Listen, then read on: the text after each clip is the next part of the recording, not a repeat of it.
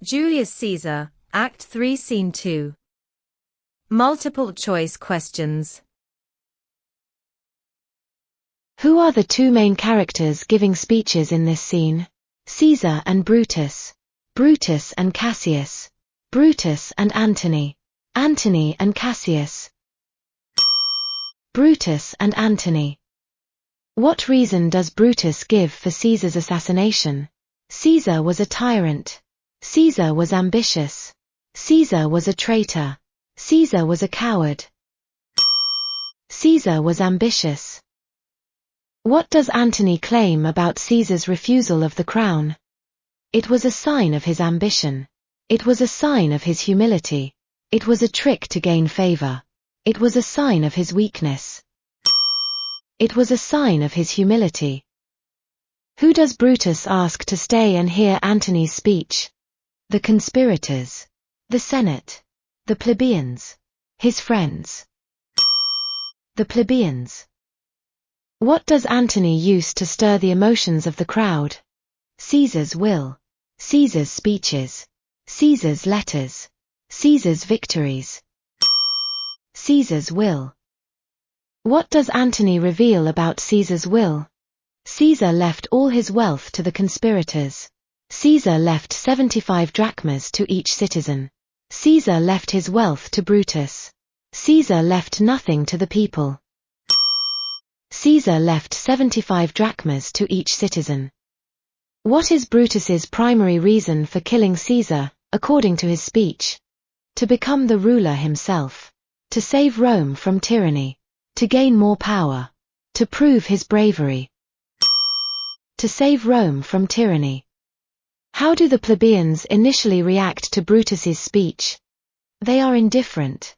They are angry. They are persuaded. They are confused. They are persuaded. What does Antony imply about Brutus and the other conspirators?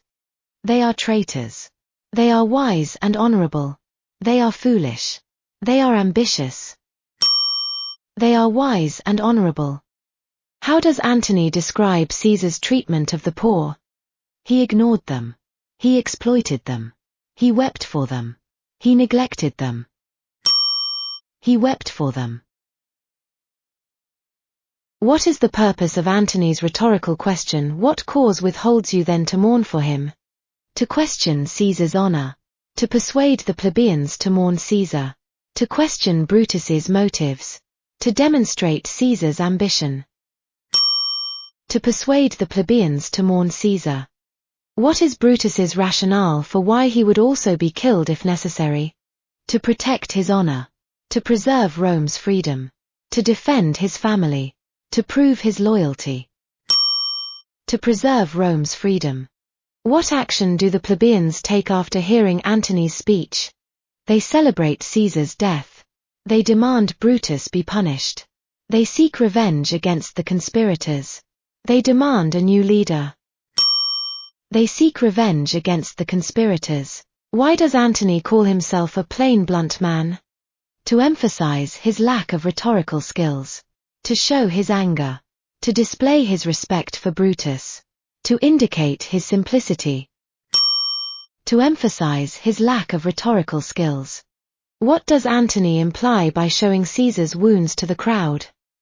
That Caesar was betrayed by his friends.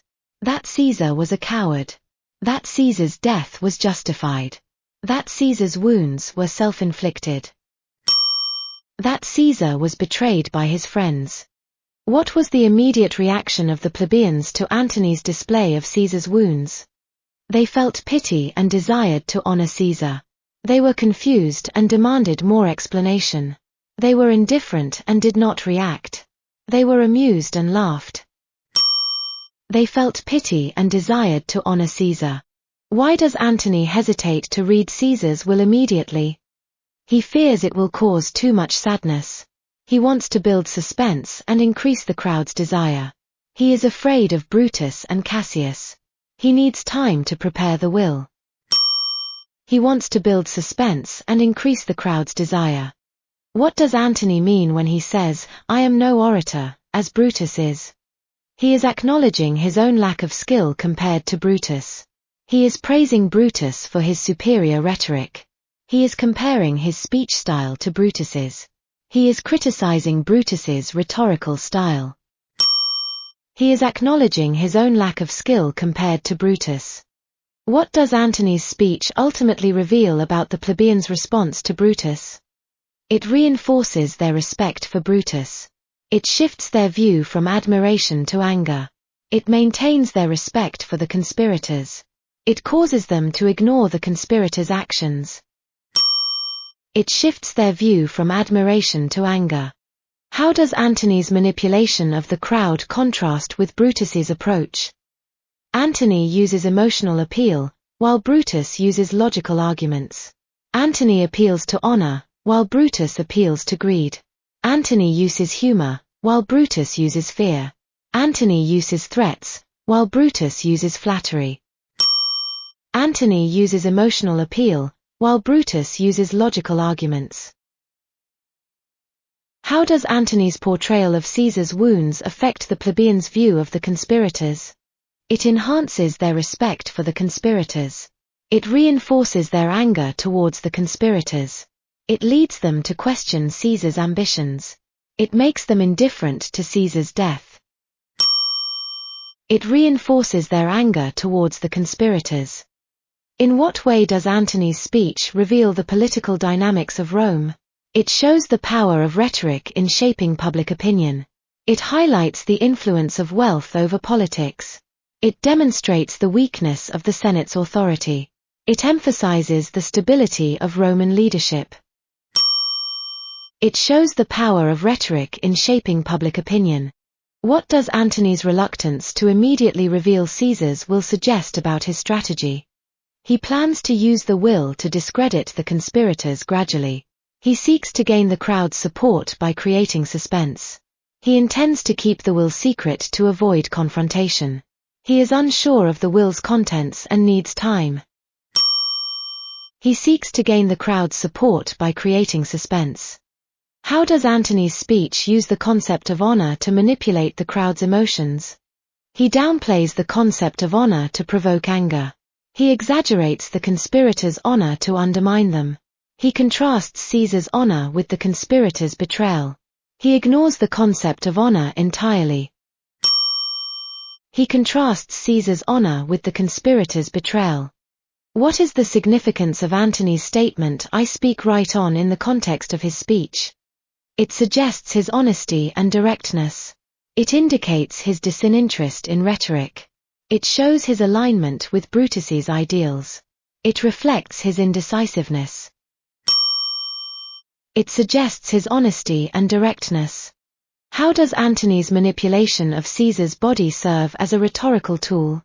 It distracts the crowd from Brutus's speech. It appeals to their sense of justice and pity. It demonstrates Caesar's military prowess. It highlights Brutus's honor. It appeals to their sense of justice and pity. What is the underlying message in Antony's remark, "The evil that men do lives after them. The good is oft interred with their bones"? The good deeds are forgotten, while the bad deeds are remembered. People are judged by their greatest achievements. Good and evil deeds are equally remembered. The evil deeds overshadow the good ones. The good deeds are forgotten, while the bad deeds are remembered. How does Antony's manipulation of the crowd contrast with Brutus's approach? Antony uses emotional appeal, while Brutus uses logical arguments. Antony appeals to honor, while Brutus appeals to greed. Antony uses humor, while Brutus uses fear. Antony uses threats, while Brutus uses flattery. Antony uses emotional appeal, while Brutus uses logical arguments. What rhetorical strategy does Antony employ when he refers to Brutus and the conspirators as honorable men?